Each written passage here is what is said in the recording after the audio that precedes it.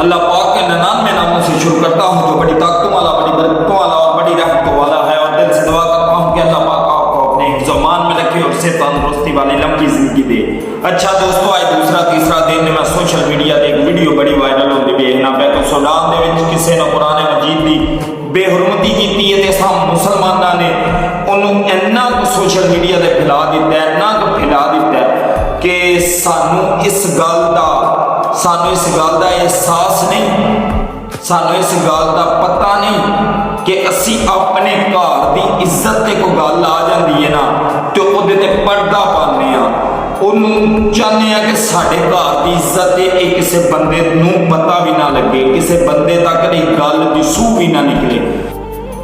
जिहड़ा कलमा पढ़ के असी मुसलमान होने हैं, जिहड़े नबी दे साडा ईमान है, असी उन्हां दी जदों गुस्ताही हुई असां उन्हां नूं सोशल मीडिया ते फैला दिता। असी अपने घर की इज्जत नूं छुपाने वास्ते, अपने घर की इज्जत नूं बचाने वास्ते हर गल ते पर्दा पाने आ। जिदों गल आउंदी है कुरान मजीद की, गुस्ताहे रसूल की, असी खुद उस इज्जत नूं उछालने आ, लोकां दे सामने उन्होंने पेश करने खुद सोशल मीडिया के उत्ते लोगों को दसने कि इस बंदे ने साड़ी इज्जत के हथ पाए। असी अपनी इज्जत नूं ते खुद लोगों सामने उछालने। एक बंदा है ही गैर मुसलम, एक बंदा है ही काफिर, उस बंदे नूं की पता है इस्लाम का, उस बंदे नूं की पता है कि नबी पाक कौन ने, उस बंदे नूं की पता है कुरान मजीद कौन है। एक बंदा गैर मुसलम, असी मुसलमान होने के नाते, मैं मुसलमान होने के नाते, मैं उम्मते मुहम्मदी होने के नाते, मैं अल्लाह का बंदा होने के नाते मैं सारे भरावां अगे रिक्वेस्ट करना कि इस वीडियो को जरूर वेखियो तो इस वीडियो को शेयर लाइक कमेंट जरूर करियो। जो साड़ी इज्जत की कोई गल आती है असी उस गल से पर्दा पाने, उस गल छुपाने वास्ते असी बड़े झूठ फराड करने, उस गल की चाहते हैं कि सूह भी किसी तक ना जाए।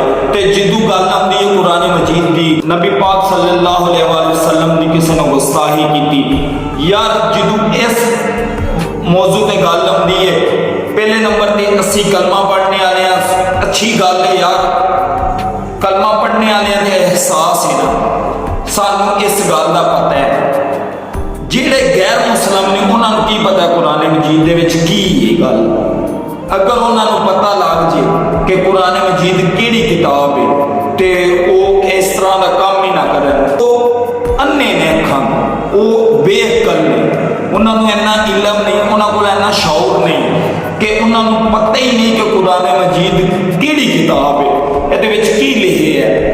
वो चलो उन्हें की उन्हें कुरान मजीद की बेहुरमती की ते असां मुसलमानां दे विच असी आपू जेड़े असी जेड़े आप मुसलम ममालिक हाँ, साडे विच की है, असी आपस दे विच इतिहाद नहीं रखते, आपस दे विच ही असी पार्टी होए हाँ, इको दूजे दे आपस दे विच दुश्मन बने हाँ। इत्थे वो तो गैर मुसलम है, उन्हें छड्डो, उन्हें जो किया वो अल्लाह की जात के अगे कल वो जाके पेश होना, उन्हें अपना हिसाब खुद देना। अल्लाह की जात ने खुद फरमाया कि मैं अपनी किताब दी ते खाना काबा की हिफाजत खुद करना। ते अल्लाह की जात जिहड़ी चीज़ की हिफाजत करती है, क्या उन्हें कोई नुकसान दे सकता है? क्या उन्हें विच कोई एक रत्ती बराबर भी फर्क कर सकता है? नहीं। असी इंसान जिहड़े आ वो ईमान दे कच्चे हो गए हैं, असी मुसलमान ईमान तो हट गए हैं, असी बस छड़ियां गल्लां तक रह गए, असी ना दे मुसलमान रह गए। असी इको दूजे ते किचड़ सुटने की कोशिश करने, इको दूजे ते ताने मेने कसने की कोशिश करने। असी यह नहीं चाहते कि असी इको थां ते इतिहाद करके बवीए। असी रसूल अल्लाह सल्लल्लाहु अलैहि वसल्लम का कलमा पढ़ने वाले, असी उम्मते मुहम्मदी हाँ, असी इकट्ठे होकर नहीं कहते, वो तो गैर मुसलम है। उन्होंने जे एक काम किया भी उन्होंने पता ही नहीं, वो ला इलम ने इस गल तो उन्होंने पता ही नहीं, उन्होंने शौर ही नहीं इस गल कि इस किताब के विच की अल्लाह ने फरमाया।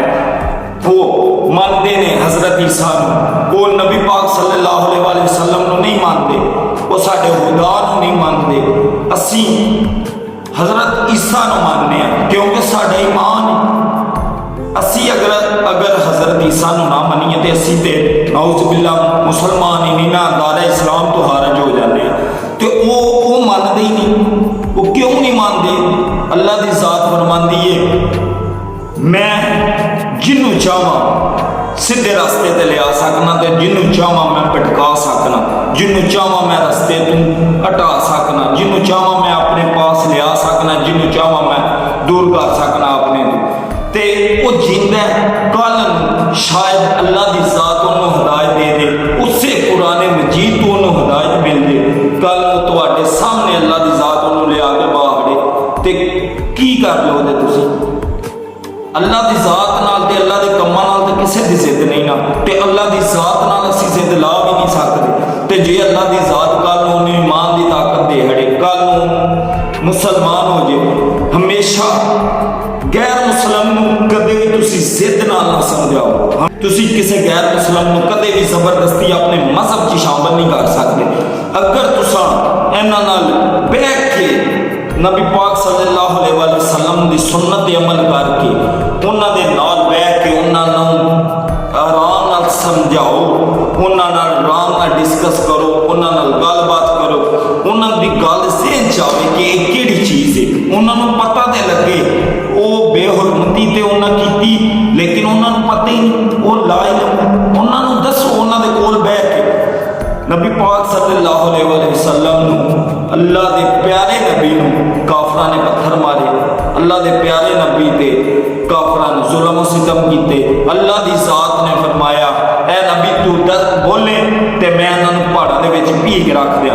ते नबी पाक सल्लल्लाहु अलैहि वसल्लम ने उन्होंने वास्ते कदे बददुआ नहीं की।